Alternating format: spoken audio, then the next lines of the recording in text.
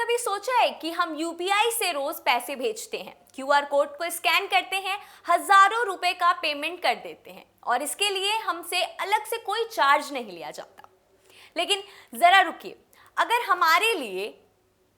हमारे लिए यूपीआई इतना आसान और फ्री होता है तो इसे चलाने का खर्च आखिरकार कौन उठाता है?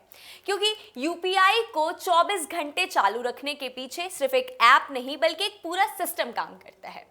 बैंक से लेकर एनपीसीआई और फोन पे, गूगल पे जैसे पेमेंट्स ऐप्स तक कई संस्थाएं सिस्टम पर लगातार पैसा खर्च करती हैं। तो आज आसान भाषा में समझते हैं कि आपके एक छोटे से यूपीआई पेमेंट के पीछे आखिर कौन कौन पैसा लगा रहा है और यूपीआई की कमाई का पूरा खर्च का खेला क्या है।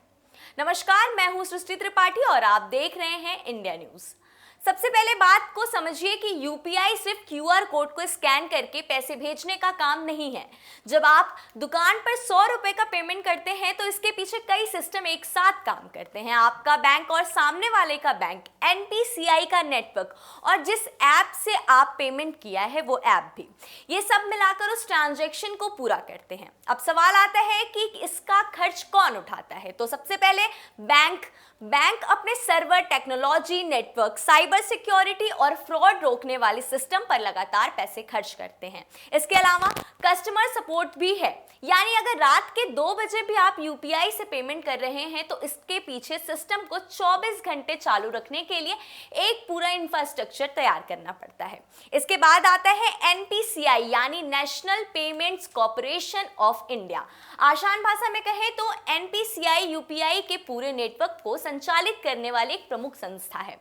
यूपीआई को सुरक्षित और तेज और ज्यादा लोगों को इस्तेमाल करने के लायक बनाए रखने के लिए टेक्नोलॉजी और सिस्टम लगातार निवेश करना पड़ता है।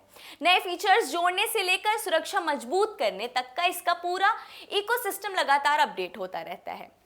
अब तीसरा और सबसे बड़ा नाम पेमेंट ऐप्स जैसे फोन पे, गूगल पे और पेटीएम। हम इन ऐप्स को सिर्फ पैसे भेजने के लिए इस्तेमाल करते हैं, लेकिन इसके पीछे की बड़ी टेक्नोलॉजी काम करती है।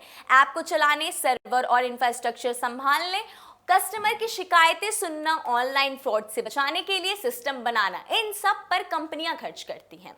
अब यहाँ पर सबसे दिलचस्प सवाल ये है कि अगर इतना खर्च हो रहा है तो हमसे पैसे क्यों नहीं लिए जा रहे हैं? इसकी वजह यह है कि यूपीआई की जीरो एमडीआर व्यवस्था, एमडीआर यानी मर्चेंट डिस्काउंट रेट, यानी डिजिटल पेमेंट पर लिए जाने वाले शुल्क यूपीआई पर जीरो एमडीआर व्यवस्था के चलते यूजर्स को आमतौर पर यूपीआई से पैसे भेजने पर अलग से ट्रांजैक्शन फीस नहीं देनी पड़ती। यानी सीधी भाषा में इसे समझते हैं तो यूपीआई आपके लिए फ्री हो सकता है, लेकिन यूपीआई को चलाना फ्री नहीं है।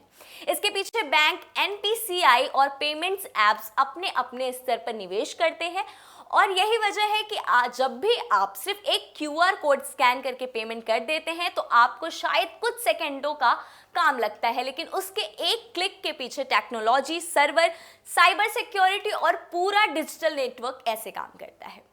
तो अगली बार जब आप एक चाय के लिए 20 रुपए से लेकर हजारों रुपए तक का पेमेंट यूपीआई से करें तो याद रखिए, पैसा भेजना आपके लिए आसान और बिना अलग ट्रांजैक्शन चार्ज का हो सकता है, लेकिन इस सुविधा को 24/7 चालू रखने के लिए पूरा डिजिटल इकोसिस्टम लगातार निवेश कर रहा होता है।